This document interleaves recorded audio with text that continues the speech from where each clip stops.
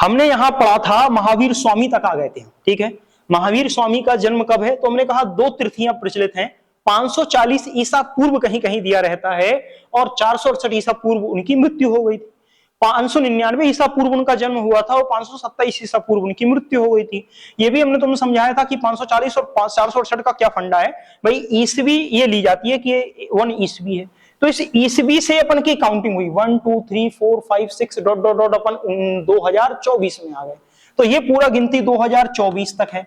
लेकिन अब इसके पहले की तिथि ज्ञात नहीं है, तो इस ईसवी से ईसा मसीह के जन्मदिन से, ईसा मसीह का जो जन्मदिन मनाते हैं इसलिए उसको यीशु मसीह जिसको आप कहते हो ईसा ईसवी चलती है, इस ईसवी से आगे की तिथि यानी कि 540 क्या होगा यहां पूर्व, यानी 540 पूर्व।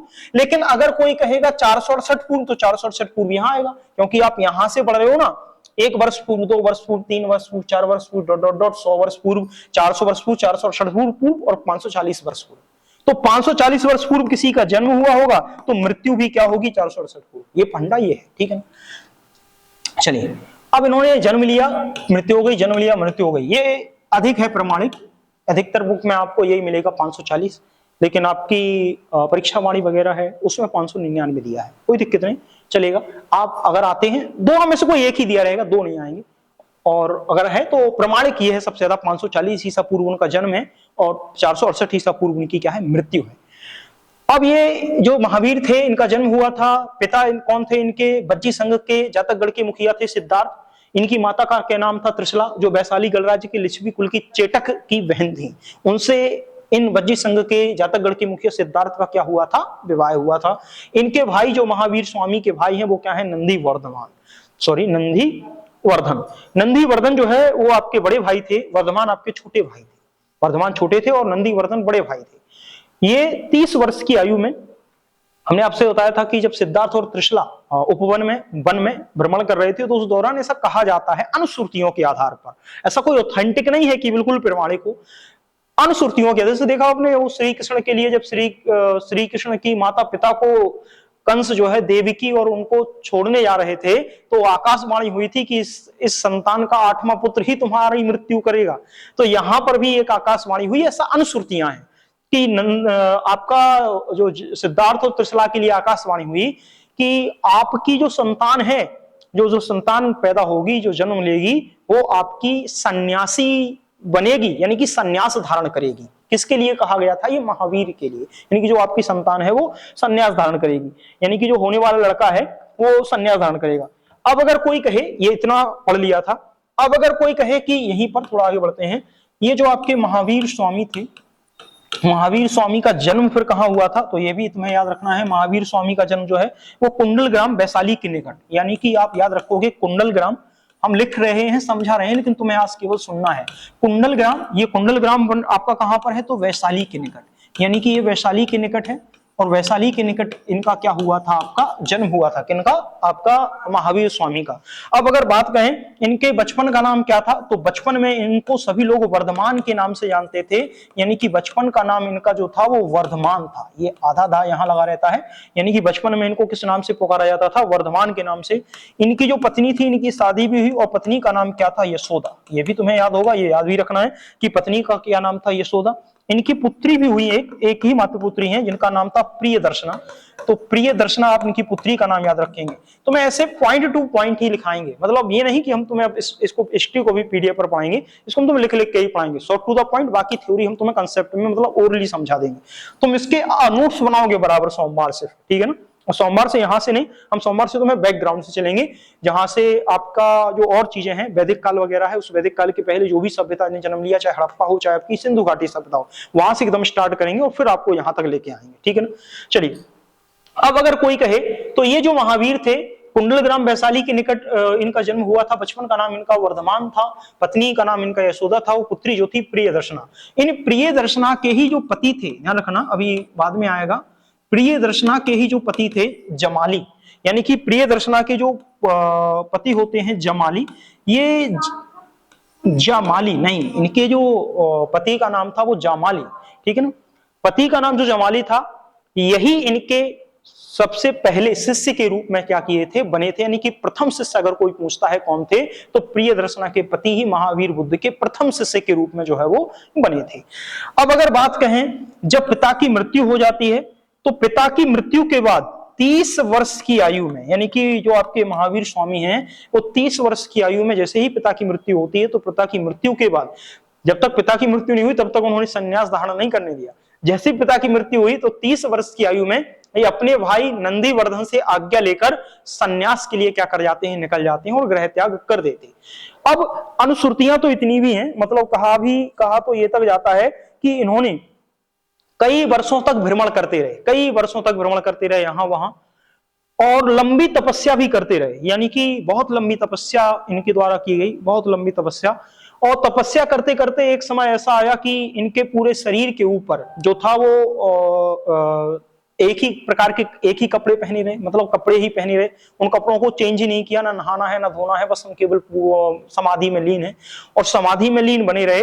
जब कपड़ों को चेंज नहीं करेंगे तो समझ सकते हो कि उस कपड़ों में क्या पड़ने लगे, कीड़े पड़ने लगे, तरह तरह के जो कीड़े हैं वो पनपने लगे। यानी कि एक ही जगह जब बैठे थे, ऐसे ही जब महात्मा बुद्ध है उनके साथ भी यही हुआ था, कीड़े पड़ने लगे। तो उन्होंने क्या किया, वो जो वस्त्र थे उन सभी वस्त्रों को ही क्या कर दिया, त्याग कर दिया। यानी कि जितने के जितने वस्त्र थे वो त्याग कर दिया और फिर बिना वस्त्रों के ही क्या करने लगे, नगर नगर भ्रमण करने लगे और तपस्या करने लगे। लोगों ने इनको प्रताड़ित किया, अपमानित किया, इनके साथ मारपीट भी की कि तुम ये किस प्रकार जो है वो घूम रहे हो, लेकिन फिर भी इन्होंने किसी की बात का बुरा नहीं माना, ना ही किसी से कोई बैर रखा। ये अपनी ही साधना में लगे रहे, ऐसे ही क्या करते रहे, पूजा पाठ करते रहे। पूजा पाठ करते हुए इनको ध्यान रखना, ग्रह त्याग के, ये नहीं कि ग्रह त्याग के तुरंत ही इनको क्या मिल गई हो, ज्ञान, इनको कैवल्य की प्राप्ति या ज्ञान की प्राप्ति हो गई हो, तो ऐसा नहीं है। ये ग्रह त्याग करने के बाद लगभग 13 वर्ष की अवधि के बाद, 13 वर्ष की अवधि के बाद, यानी कि 13 वर्ष तक तो ये ऐसे ही भटकते रहे। 13 वर्ष की अवधि तक इन्होंने घोर तपस्या की।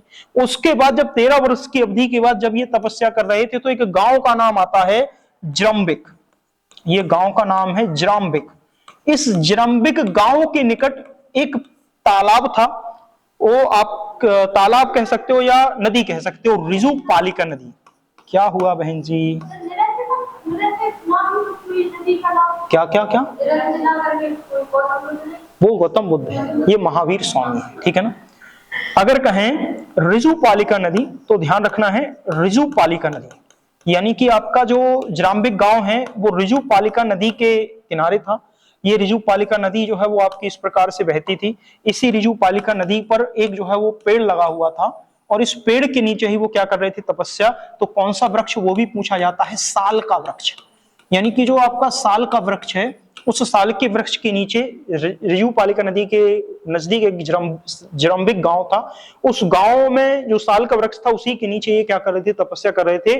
तभी इनको कब भ्रमण करते हुए, जब तपस्या करते हुए 13 वर्ष बीत गए, तो 13 वर्ष के बाद इनको किसकी प्राप्ति होती है, कैवल्य। इन्होंने ज्ञान को जैन धर्म में किसकी संज्ञा दी है, कैवल्य की। यानी किसकी प्राप्ति होती है, इनको कैवल्य की प्राप्ति होती है या ज्ञान की प्राप्ति होती है। ध्यान रखना है ये बात। अब अगर कहें ये कैवल्य या ज्ञान की प्राप्ति भी गौतम बुद्ध को कितने वर्ष में होती है, तो सर 30 वर्ष की अवधि में त्याग दिया था घर, और 13 वर्ष की अवधि के बाद, यानी कि 43 वर्ष में इनको, 43 वर्ष के जब हो चुके थे, तो 43वें वर्ष में इनको क्या प्राप्त होता है, ज्ञान प्राप्त होता है। बात समझ पाए कि नहीं? अब 43 वर्ष के बाद जब ज्ञान प्राप्त होता है, तो फिर इनको कई नामों से जाना जाता है। यानी कि अब जो आपके महावीर स्वामी हैं, अब महावीर स्वामी को कई नामों से जान लिया जाता। उन सारे के सारे नाम हम तुम्हें बताते हैं कि उनको कौन कौन से नामों से जो है वो जान लिया जाएगा। तो एक तो कैवल्य की प्राप्ति के कारण इनको क्या कहा गया, कैवलिन कहा गया। एक तो इनका नाम कैवलिन भी चलता है, यानी कि इनको कैवलिन भी कहा गया। दूसरा, इनको महावीर भी कहा गया, अभी बताते हैं इनका मतलब क्या है। तीसरा, इनको क्या कहा गया, निर्ग्रंथ भी कहा गया। ध्यान करो, निर्ग्रंथ के साथ इनको जितेंद्रिय भी कहा गया, यानी कि इनको क्या कहा गया, जितेंद्रिय भी कहा गया। जितेंद्रिय के बाद अगर देखें तो इनको, जितेंद्रिय के बाद अगर देखें तो इनको एक नाम और जाना जाता है, आहर्त कहा गया। ठीक है ना, ये नाम तुम याद रखोगे। एक नाम और लिख लेते हैं, और वो नाम यहाँ नहीं लिख लेते हैं, वो नाम अलग लिख के हम तुम्हें समझा देंगे। कैवलिन का मतलब क्या है? तो कैवलिन का मतलब है ज्ञानी पुरुष। अगर इसका मतलब पूछ लो, क्या कैवलिन का मतलब है ज्ञानी पुरुष, यानी कि कैवल्य की प्राप्ति ज्ञान है, लेकिन इस कैवल्य को प्राप्त करने के कारण ये क्या कहलाए? कैवलिन कहलाए। और कैवलिन का मतलब होता है ज्ञानी पुरुष। कैवलिन किसको कहा गया है? महावीर स्वामी को कहा गया है। महावीर का मतलब क्या है? महान है जो वीर। तो महावीर इसलिए क्योंकि इतनी कठोर तपस्या करने के बाद, लोगों की यातनाएं सहने के बाद, घोर कठोर तपस्या के बाद भी ये अपने मार्ग से नहीं भटके और उन्होंने कैवल्य की प्राप्ति की, तो महान है जो वीर, इसलिए इनको महावीर की भी उपाधि दी गई। निर्ग्रंथ का मतलब है निर्ग्रंथ। यहां निर्ग्रंथ का मतलब होता है सारे बंधनों से मुक्त। घर परिवार संपत्ति, वैसे तो राजा महाराजा के पुत्र थे तो क्या जरूरत थी तपस्या करने की, लेकिन फिर भी सारे बंधनों को तोड़ करके ये क्या निकल गए? तपस्या करने के लिए निकल गए, यानी कि सारे बंधनों से इन्होंने अपने आप को क्या कर लिया था? मुक्त कर लिया। तो बंधनों से मुक्त, यानी कि इनको क्या कहा गया? बंधनों से मुक्त कहा गया। किसी भी प्रकार का ना भाई, ना माता, ना पिता, मतलब ना पत्नी, और ना संपत्ति, ना दौलत, यानी कि सारे बंधनों से अपने आप को मुक्त कर लिया। जितेंद्रिय, जितेंद्रिय का मतलब आप भी जानते हो, जीत लिया हो जिसने अपनी इंद्रियों को, तो जितेंद्रिय भी ये थे, यानी कि अपने मन, कर्म और वचन, इन सभी पर इनका क्या था? अधिकार था। अपनी सारी इंद्रियों पर इनका अधिकार था, इस कारण से इनको जितेंद्रिय भी कहा गया। आहत अगर कोई कहे, आहत का मतलब होता है जब इनको ज्ञान की प्राप्ति हो गई तो लोग इनको क्या कहने लगे? पूज्य व्यक्ति मानने लगे, यानी कि ये पूज्य है, पूजा के योग्य है, यानी कि ये आहत। आहत का मतलब होता है पूजनीय व्यक्ति। तो ये 5 उपाधियां इनको दी गई। लेकिन एक पॉइंट तुमको और याद रखना है जो मोस्ट इंपोर्टेंट है, यही हम लिख देते हैं, मोस्ट इंपोर्टेंट है। अगर पूछा जाए कि बौद्ध धर्म में, यानी कि जो आपका भी ये जैन धर्म अपन पढ़ रहे हैं, महावीर स्वामी पढ़ रहे हैं, अगर ये पूछा जाए कि बौद्ध धर्म में महावीर स्वामी को क्या कहा गया है, तो बौद्ध धर्म में महावीर स्वामी के लिए ये फेमस नाम है निगुष्ठनाथ पुत्र। अगर कोई कहे कि बौद्ध धर्म में निगुष्ठनाथ पुत्र किसको कहा गया है, तो महावीर स्वामी को क्या कहा गया है? ध्यान रखना, निगुष्ठनाथ पुत्र कहा गया है। इसका मतलब भी क्या है? तो इसका मतलब जो ये दिया गया है, निगुष्ठनाथ पुत्र, ऐसा लड़का जिसने अपने आप को सारे बंधनों से क्या कर लिया हो? मुक्त कर लिया हो, इसका मतलब ये होता। तो याद रखना, निगुष्ठनाथ पुत्र जो निर्गंथ है वो इसी से जोड़ के बनाया गया है, निगुष्ठनाथ पुत्र। तो याद रखना है कि ऐसा व्यक्ति जिसने सारे बंधनों से अपने आप को क्या कर लिया हो? मुक्त कर लिया हो, वो आपका क्या कहलाएगा? निगुष्ठनाथ पुत्र। तो निगुष्ठनाथ पुत्र ध्यान रखना, बौद्ध धर्म में गौतम बुद्ध के लिए नहीं कहा गया, वो किसके लिए कहा गया है? आपके महावीर स्वामी के लिए कहा गया है। ये बात याद रखना बौद्ध ग्रंथों में। बात समझ पाए कि नहीं समझ पाए, पहले ये बताओ। बोलिए सर, कोई दिक्कत है तो पूछो, अगर कोई दिक्कत नहीं तो आगे चलें। बोलिए सर, कोई दिक्कत तो नहीं, पहले ये बताओ। बोलिए सर, कोई दिक्कत नहीं? ठीक है, आगे चलते हैं। ये इंपॉर्टेंट है, ध्यान रखना। बौद्ध ग्रंथों में महावीर स्वामी को क्या कहा गया है, इसको आपको क्या रखना है याद। अब इनकी थोड़ा सा और पढ़ लेते हैं कि आखिर क्या है। देखो, ये महावीर स्वामी थे, यानी कि ये महावीर स्वामी हैं। जब इनको ज्ञान की प्राप्ति हो गई है, भाई ज्ञान की प्राप्ति कर ली है, कैवल्य की प्राप्ति हो गई है, कहां पर? जृंभिक गांव था, ऋजुपालिका नदी थी, साल का वृक्ष था, उसके नीचे 43वें वर्ष में 13 वर्ष की कठोर तपस्या के बाद इनको क्या प्राप्त हुआ? ज्ञान की प्राप्ति हो गई। अब जब ज्ञान की प्राप्ति हो गई तो ये कहां जाएंगे? ये जाएंगे उपदेश देने, यानी कि अब इनका उपदेश यहां से शुरू होता है, यानी कि इनके द्वारा क्या दिया जाता है? उपदेश। और उपदेश भी कहां पर दिया गया? तो ये पहाड़ी यानी पर्वत संरचना बनाई है, यानी कि राजगृह में स्थित है विपुल चूल पहाड़ी, उसका नाम आपको याद रखना है, विपुल चूल पहाड़ी। ये विपुल चूल नामक पहाड़ी पर इनका प्रथम उपदेश दिया गया। बस ये प्रथम उपदेश का स्थान याद रखोगे कि महावीर स्वामी के द्वारा प्रथम उपदेश कहां पर दिया गया, तो प्रथम उपदेश जो दिया गया वो विपुल चूल पहाड़ी है। और ये कहां पर है? ये राजगृह, यानी कि बिहार राज्य जो है वहां पर ये राजगृह स्थान है, वहां राजगृह में ये आपका क्या है? विपुल चूल नामक पहाड़ी पर इनको क्या दिया गया? प्रथम उपदेश जो है वो दिया गया। तो फिर दूसरा पॉइंट, इनका प्रथम शिष्य कौन बना? तो जो प्रथम शिष्य इनका बना है वो हम पहले भी बता चुके हैं कि प्रथम शिष्य जमाली बना है, यानी कि इनका जो प्रथम शिष्य रहा वो प्रथम शिष्य इनका कौन बना है? तो प्रथम शिष्य जो है वो जमाली बना है। जमाली कौन थे? तो ये भी बताए थे कि इनकी ही महावीर की महावीर की ही पुत्री थी प्रियदर्शना। तो महावीर की पुत्री प्रियदर्शना का ही ये क्या था, पति था। यानी कि महावीर की पुत्री प्रियदर्शना के पति जमाली थे, वही इनके क्या कहलाए, प्रथम शिष्य कहलाए। अगर कोई ये भी पूछे कि महावीर से सबसे पहले विद्रोह करने का काम किसने किया, तो इनके जैन धर्म में से सबसे पहले विद्रोह भी किसने किया था, जमाली ने, और जाके एक अलग अपना धर्म बना लिया था, लेकिन फिर बाद में पुनः शामिल हो गए। तो सबसे प्रथम उपदेश भी इन्हीं को दिया, लेकिन बाद में कुछ मनमुटाव के कारण ये दोनों लोग अलग हो गए और फिर बाद में शामिल हो गए। तो अगर पूछ लिया है कि पहले अलग होने वाला व्यक्ति कौन था, क्योंकि जैन धर्म कई भागों में टूटा था, लेकिन सबसे पहले विद्रोह करने वाला व्यक्ति अगर पूछा जाए तो यही व्यक्ति सबसे पहले विद्रोह भी करते हैं। अब अगर कहें यहीं पर एक व्यक्ति और, अगर यह पूछा जाए कि महावीर स्वामी की प्रथम महिला शिष्य कौन थी, महावीर स्वामी की प्रथम महिला शिष्य कौन थी, क्या हुआ? तुम गौतम बुद्ध की सारी बातें याद कर रहे हो, वो गौतमी थी जो उनकी प्रथम महिला बौद्ध भिक्षुणी बनी थी। तुम गौतम बुद्ध बड़ा रील चल रही है, अभी हम जैन धर्म आपको पढ़ा रहे हैं तो आप उनकी रील चलाओ, ठीक है ना।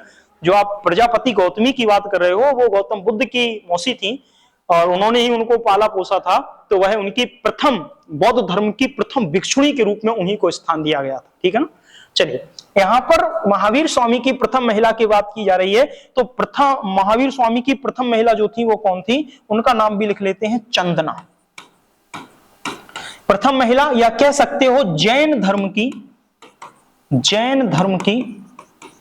प्रथम महिला भिक्षुणी, जैन धर्म की प्रथम महिला भिक्षुणी। तो याद रखना, जैन धर्म की प्रथम महिला भिक्षुणी कौन है, आपकी चंदना। अब ये चंदना कौन थी, तो चंदना जो थी वो आपके चंपा नरेश जो थे, चंपा नरेश उनका नाम है दधिवाहन, नाम है दधिवाहन। किनकी पुत्री थी, तो चंपा नरेश दधिवाहन की पुत्री कौन थी, चंदना। ये भी आया है प्रश्न। महावीर स्वामी की प्रथम महिला शिष्या कौन थी, या जैन धर्म की प्रथम महिला भिक्षुणी कौन थी, तो चंपा नरेश एक स्थान है, उसके राजा थे दधिवाहन, उनकी पुत्री कौन थी, आपकी चंद्रा, वही इनकी क्या कहलाई, प्रथम महिला शिष्य कहलाई, या जैन धर्म की प्रथम महिला भिक्षुणी के रूप में जो है वो जानी गई। बताइए यहां पर कोई दिक्कत हो तो पूछिए।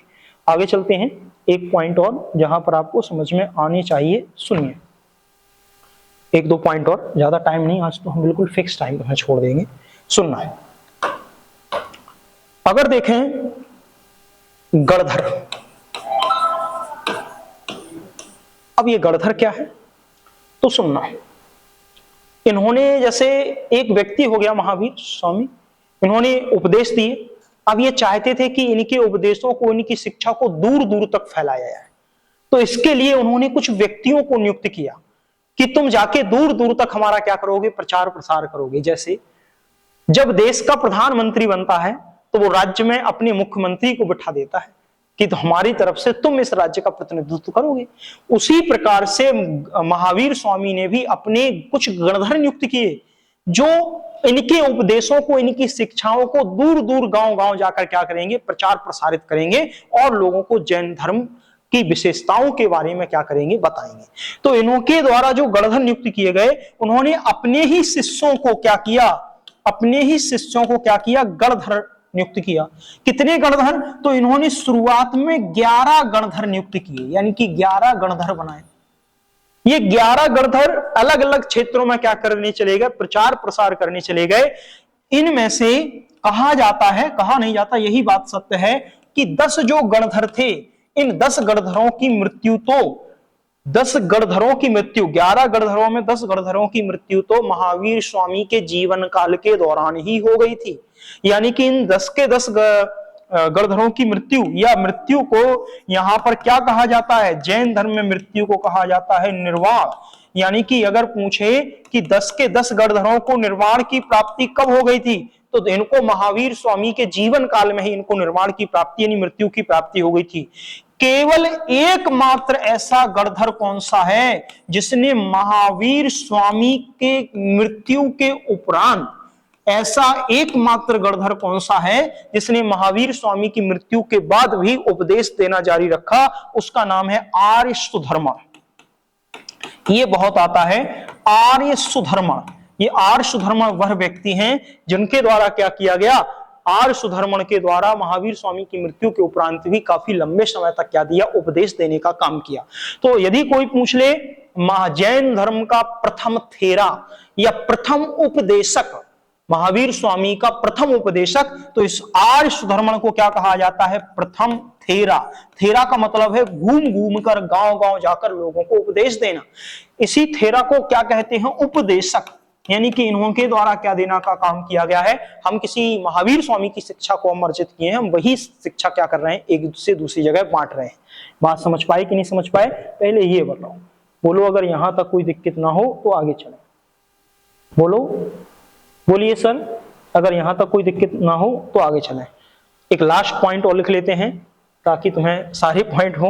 468 ईसा पूर्व में जो आपके महावीर स्वामी थे, इन महावीर स्वामी की मृत्यु हो गई और लगभग कितनी वर्ष की आयु में, तो 72 वर्ष की आयु में इनकी मृत्यु हो गई। इनकी मृत्यु कहां पर होती है, तो पावापुरी में। इनकी मृत्यु कहां पर होती है, पावापुरी में। वर्तमान में ये कहां पर है, तो वर्तमान में ये आपका पोखरपुर है। वर्तमान में ये जगह है, गांव है पोखरपुर, जो वर्तमान में बिहार राज्य के अंतर्गत आपकी क्या है, आती है। तो वर्तमान में जो पोखरपुर है, पावापुरी पोखरपुर बिहार राज्य के अंतर्गत आता है। यहीं पर इनको किसकी प्राप्ति होती है, निर्वाण की प्राप्ति होती है, या मृत्यु या मोक्ष की प्राप्ति हो जाती है। आप समझ गए, बस यहीं आज रुक जाते हैं, अब बाकी की कहानी बाद में समझाएंगे, ठीक है ना सर।